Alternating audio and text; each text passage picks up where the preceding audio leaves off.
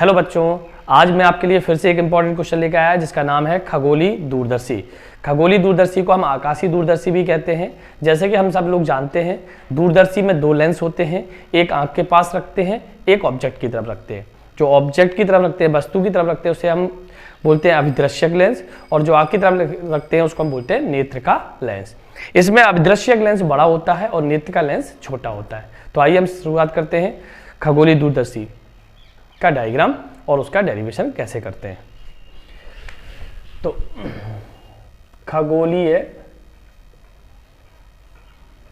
दूरदर्शी, सबसे पहले डायग्राम बनाएंगे इसका। मान लो ये एक अभिदृश्यक लेंस है, ठीक है। अभिदृश्यक लेंस है, आकाश की वस्तुएं देख रहा है, तो आकाश पे वस्तुएं जो होती हैं वो अनंत पे मानी जाती हैं। तो वहां से दो समांतर किरणें आएंगी, तो समांतर किरणें आएंगी तो ये तो सीधी चली जाएगी। इसको थोड़ा सा सही से लगाते हैं।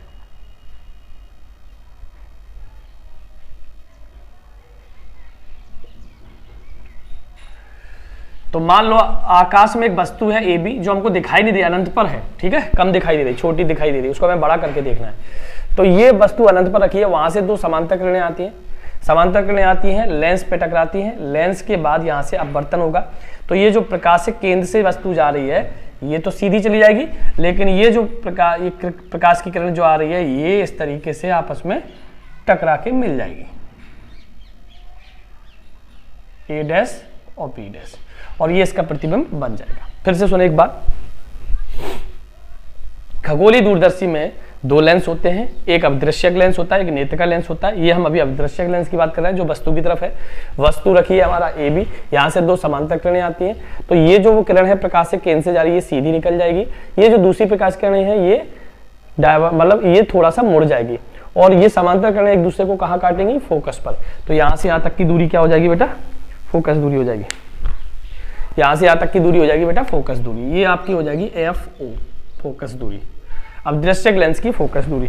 अब हम क्या करेंगे, यहाँ पर एक नेत्र का लेंस रखेंगे।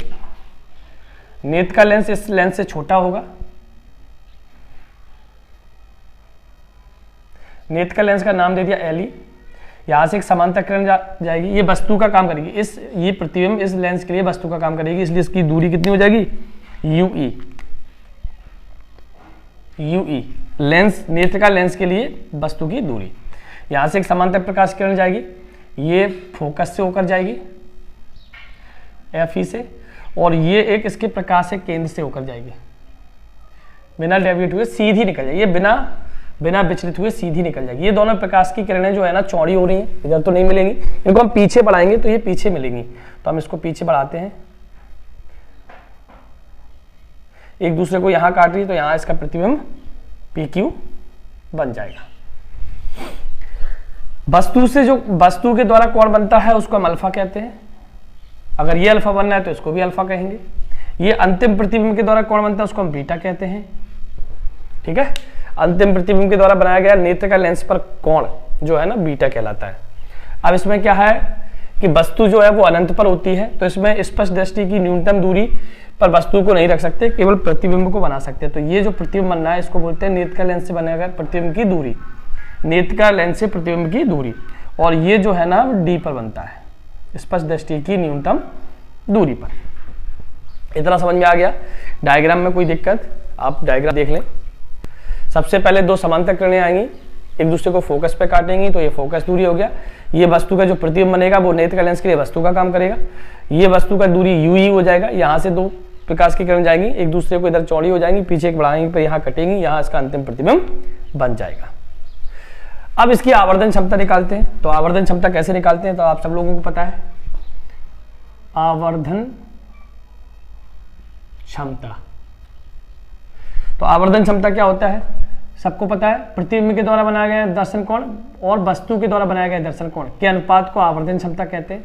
समीकरण 1, प्रतिबिंब के द्वारा बनाया गया दर्शन कोण और वस्तु के द्वारा बनाया गया दर्शन, ये बीटा जो होता है वो प्रतिबिंब के द्वारा बनाया गया दर्शन कोण होता है, अल्फा जो होता है वस्तु के द्वारा बनाया गया दर्शन कोण होता है, और इसके अनुपात को आवर्धन क्षमता कहते हैं। अब अगर यहाँ पे अल्फा और बीटा के मान बहुत छोटे हों, यदि अल्फा और बीटा बहुत छोटे हों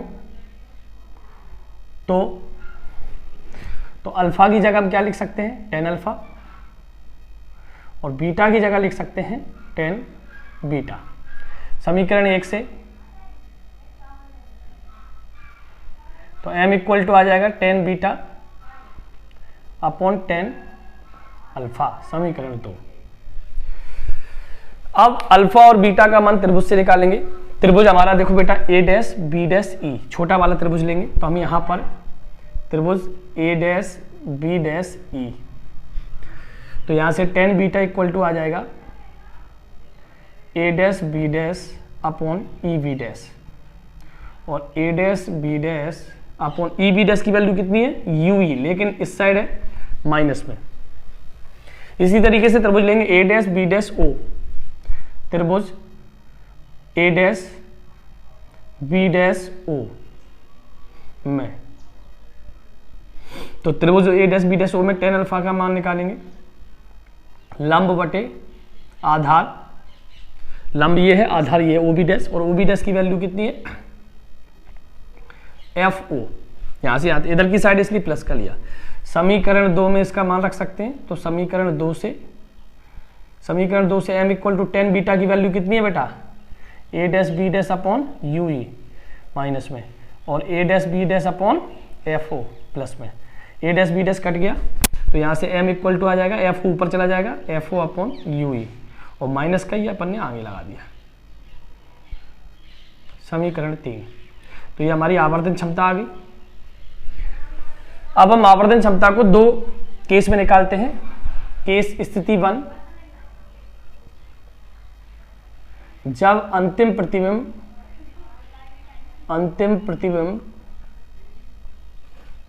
डी पर बने, डी पर बने का मतलब होता है स्पष्ट दृष्टि की न्यूनतम दूरी पर बने। तो अंतिम प्रतिबिंब डी पर बने तो प्रतिबिंब की दूरी क्या है, माइनस टी, ठीक है। तो हम क्या लगाएंगे, लेंस सूत्र, लेंस सूत्र से, लेंस सूत्र हमारा 1 अपॉन एफ ई। अब 2 लेंस है, किसके लिए लगाए, तो इसलिए E4 होता है, आई लेंस मतलब नेत्र का लेंस के लिए लगा रहे, VE plus minus 1 upon UE। तो FE की जगह हम कितना रख सकते हैं बेटा, 1 अपॉन FE रखेंगे। VE की जगह क्या रख सकते हैं, माइनस का D, और UE की जगह क्या रख सकते हैं, UE। तो देखो बेटा इस साइड है इसलिए माइनस UE, तो यहाँ से 1 अपॉन FE कितना आ गया, 1 अपॉन माइनस D प्लस का 1 अपॉन UE।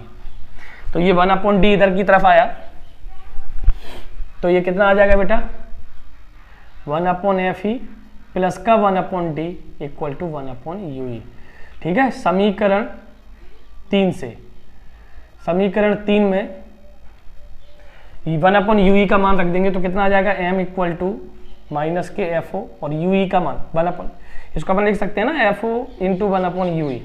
तो 1 अपॉन UE का मान हमारे पास है क्या है, 1 upon FE plus 1 upon D।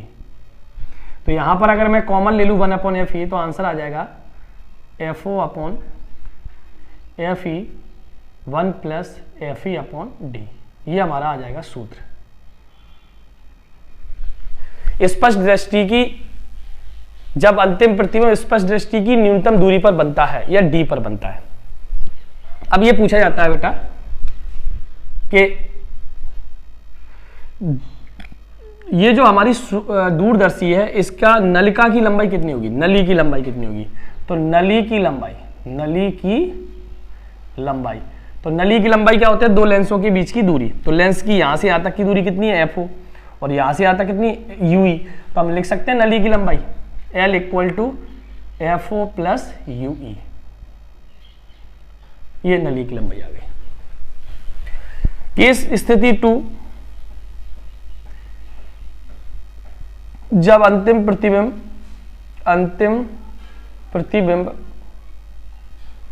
अनंत पर बने, जब अंतिम प्रतिबिंब अनंत पर बने, तो प्रतिबिंब अंतिम कहां बनना है, अनंत पर। तो इसका मतलब वस्तु कहां रखी रहती है, फोकस पे। भैया अनंत पर प्रतिबिंब तभी बनता है जब वस्तु फोकस पे हो। तो समीकरण 3 से